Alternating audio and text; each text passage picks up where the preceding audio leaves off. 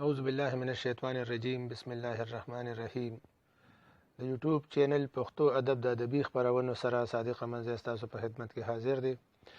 ګرانو کتونکو یو وار بیا تاسو په خدمت کې د ادبي پروګرام سره حاضر یو او نن به موږ د پښتو شاعرۍ د مختلفو ادوارو او د ارتقایي منازلو په اړه کې تاسو سره معلومات شریکو.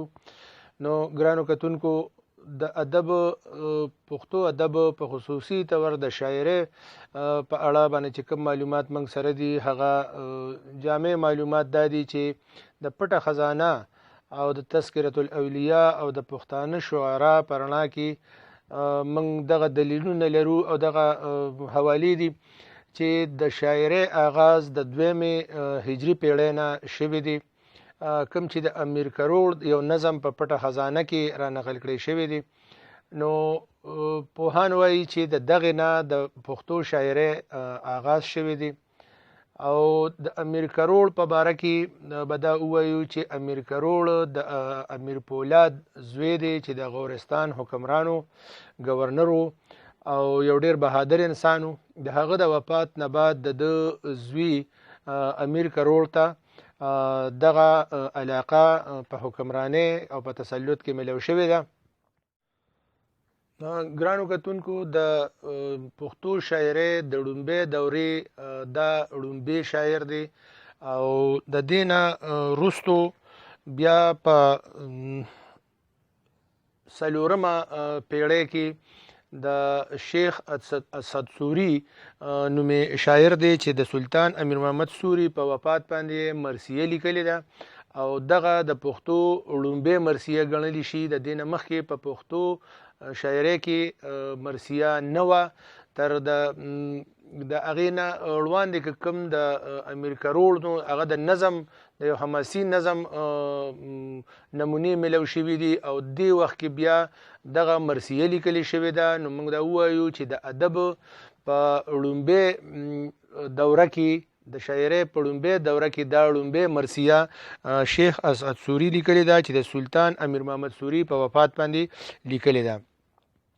هم دغه ړومبۍ دورې بل یو نوموړی شاعر تایمني چې په 6مه هجري پیړۍ کې راغلی دی، د مثنوي صنف په پښتو شاعرۍ کې متعارف کړی دی. په ړومبي ځل باندې دا د غوریا شاهانو درباري شاعرو او د سلطان غیاث الدین غوري په مدح کې د نظم لیکلی دی او مثنوي دی. نو دا هم د ړومبۍ دورې ړومبۍ مثنوي هم د ړومبۍ دوره کې لیکلی شوې ده او بل د دې دورې د دغې ړومبۍ دورې بل شاعر بابا هوتک په 9مه هجري پیړۍ کې راغلی دی او په ړومبي ځل باندې هغه یو داسې نظم لیکلی دی چې په هغې کې د حالاتو جایزه وړاندې کړې ده او د مغولو د حملو او هغه حالات په نظم کې راوړي دي. نو دا هم یو نوی انداز دی. په دغې ړومبۍ دوره کې بل شاعر اکبر زمیداروي دی چې په 8مه هجري پیړۍ کې تیر شوی دی. دا د پښتو شاعرۍ دپاره دا نوم ډیر زیات اهم او د ذکر وړ دی ځکه چې نن سبا دور کې په پښتو شاعرۍ کې غزل یو ځان له مقام لري او اکبر زمیداروي د غزل موجد دی او د غزل بابای ادم دی.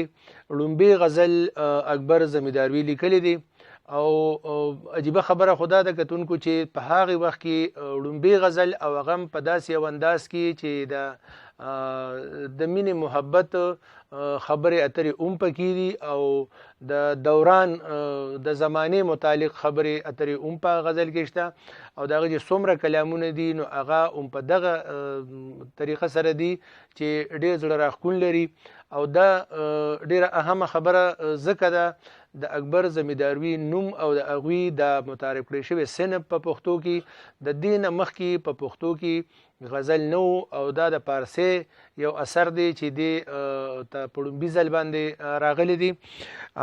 د دغې نه علاوه هغې پښتو شاعرۍ ته هغه څه ورکړه چې یو نوی خیال او یو نوی سوچ د اکبر زمیداروي چې نن سبا ډیر په عروج باندې دی، د پښتو غزل یو ډیر ځان ته مقام لري. نو دا هم د دغې لومبۍ دورې پیداوار دی او د دغې اصنافو یو حصه دا هم ده. د دغې دورې یو بل شاعر خلیل نیازي دی چې هغه په شاعرۍ کې رباعي په لومبي ځل باندې متعارف کړه. په پښتو شاعرۍ کې په لومبي ځل باندې رباعي د سلطان بهلول لودي درباري شاعر ده او د په لومبي ځل باندې ګرانو کتونکو په لومبي ځل باندې دی رباعي پښتو شاعرۍ ته ورکړه.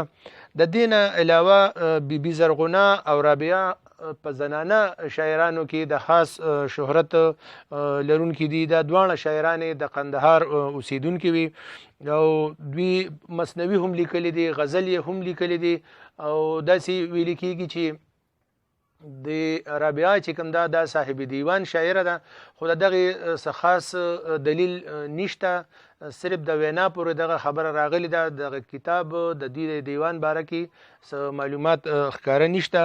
خو دغه وخت کې په لومبۍ دوره کې د دې شاعرانو له علاوه امیر نصر لودي، شیخ بیټن، شیخ اسماعیل او ملکیار غرشین، شکارندوی، قطب الدین بختیار کاکی، شیخ متی، دا د دغې لومبۍ دورې نوموړي شاعران دي. نو ګرانو کتونکو په لومبۍ دورې په باره کې به موږ دا ووایو چې دا د پښتو شاعرۍ آغاز ډیر په تیزۍ سره او ډیر په جدید انداز کې شروع شوی دی. د دویمې پیړۍ نه شروع شوی، بیا په څلورمه پیړۍ کې په دې کې مختلف اصناف نور شامل شوي دي په اوومه پیړۍ کې، او تقریبا د نهمې پیړۍ پورې په دې کې ډیر زیات صنفونه هم د فارسۍ نه راغلي دي او د عربۍ نه راغلي دي. تر د څلورمې پیړۍ پورې پښتو شاعري بیخي د نورو ژبو د امیزش نه او د ګډون نه پاکه راغلې. وروستو بیا په څلورمه پیړۍ کې په پښتو شاعرۍ کې د فارسۍ او عربۍ او د ترکي ژبې رنګونه راغلي، د هغې الفاظ راغلي دي او دې سره ملو شوي دي.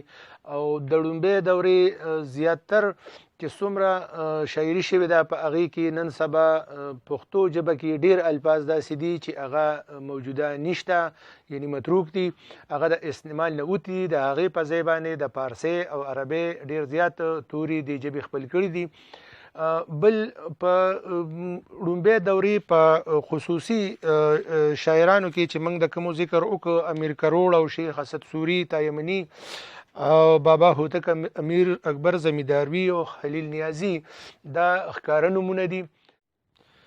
د لومبۍ دورې چې څه په پټه خزانه کې کوم د کتابونو ذکر راغلی دی، هغه د سالو وږمه، د خدای مینه او د پښتو دبستان دی.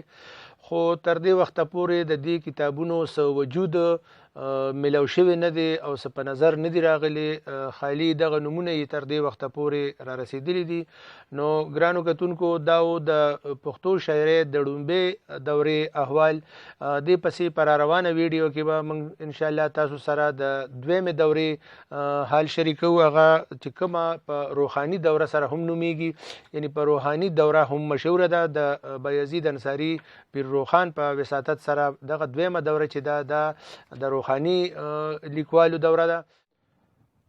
ګرانو کتونکو که تر دې وخته پورې تاسو زموږ د ادبي چینل سبسکرایب کړي نه وي نو مهرباني وکړئ دا سبسکرایب کړئ او دا نورو ملګرو سره شریک کړئ، ورسره خوا کې د غنټې نشان هم دباو کړئ چې تاسو ته زموږ د پروګرام اطلاع په وخت باندې کیږي او تاسو ته زموږ ویډیوګانې په وخت باندې در رسیږي. د دې نه علاوه زموږ د فیسبوک پاڼه پښتو ادب هم خوښه کړئ او د ادبي پروګرامونو دا لړۍ خپله کړئ. په راتلونکي پروګرام کې به د دویمې دورې معلومات تاسو سره شریکو. تر د راتلونکي پروګرام پورې ستاسو کوربه صادق منځی ستاسو نه اجازت غواړي. د الله په امان.